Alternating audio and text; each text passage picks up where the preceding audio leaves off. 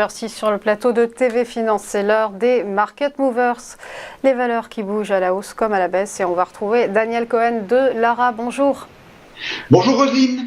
Vous êtes président de l'AFAT, l'Association française des analystes techniques. Et on va commencer avec une première valeur, à savoir celle de Saint-Gobain. Les cours du groupe de construction traversent une mauvaise passe depuis cet été, même si, depuis le début de l'année, la tendance demeure positive. Bien, c'est un bon résumé, Roselyne. Alors effectivement, on a un graphique ici qui commence à la fin de l'année dernière, début de l'année. On démarre sur un niveau de 44 euros. Une tendance haussière qui a amené les cours jusque vers 60 euros. Après une consolidation significative fin mars qui nous a ramené sur une zone qui est maintenant une zone de support majeur à 49 euros. Et après le plus haut que l'on a touché pendant l'été, pendant le mois d'août, eh bien on est revenu sur cette zone des 49 euros il y a quelques jours. Alors le groupe a publié, je crois que c'était il y a 4 ou 5 jours, des résultats qui sont plutôt bien accueillis, puisque ça a permis le rebond sur le support majeur. Et on est maintenant un peu à un carrefour des chemins, et je n'ai pas forcément une vision extrêmement positive pour Saint-Gobain, et je vais m'en expliquer.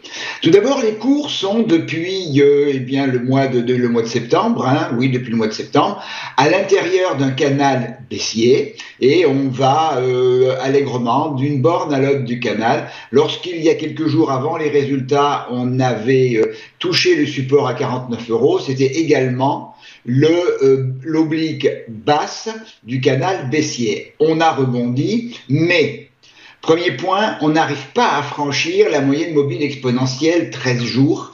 On essaye depuis 2 jours, on n'y arrive pas. Et moi j'aime bien cette moyenne mobile exponentielle parce que elle montre, surtout dans les tendances baissières, aussi haussières, mais surtout dans les tendances baissières qui vont plus vite, elle montre une véritable résistance à court terme, résistance des vendeurs, justement. Et là, on n'arrive pas à passer cette moyenne mobile, on n'arrive pas à revenir sur le niveau de résistance à 52 euros. Donc, pour l'instant, on est sur un véritable blocage autour de 51 euros. Alors, il faudrait, pour retrouver une dynamique haussière, d'abord refranchir le niveau de résistance à 52 euros, puis 53,37 euros qui nous permettrait de sortir de canal baissier, mais c'est le niveau de 55,72 euros qui est le dernier plus haut dans la tendance baissière, qui marquerait par son franchissement l'invalidation de tout le mouvement baissier depuis cet été en direction de 58,24 et 60,81. Alors, comme je l'ai indiqué, c'est pas forcément mon schéma numéro 1.